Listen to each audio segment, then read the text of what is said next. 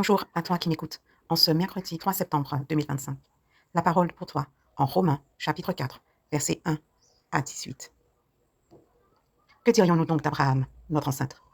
Qu'a-t-il obtenu selon la chair?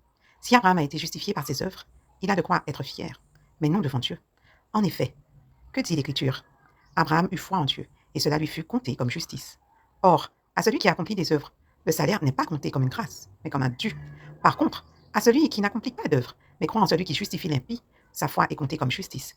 C'est ainsi que Dieu célèbre le bonheur de l'homme, au compte duquel Dieu porte justice, indépendamment des œuvres.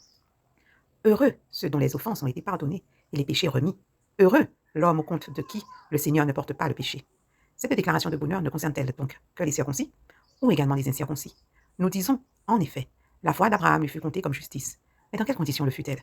Avant ou après sa circoncision? Non pas après, mais avant. Puis, le signe de la circoncision lui fut comme donné comme un sceau de la justice reçue par la foi, lorsqu'il était incirconcis.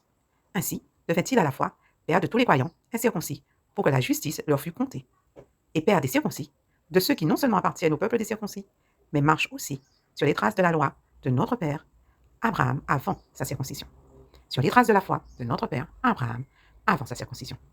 En effet, ce n'est pas en vertu de la loi, mais en vertu de la justice de la foi que la promesse de recevoir le monde en héritage fut faite à Abraham ou à sa descendance. Si les héritiers le sont en vertu de la loi, la foi n'a plus de sens et la promesse est annulée, car la loi produit la colère. Là où il n'y a pas de loi, il n'y a pas non plus de transgression.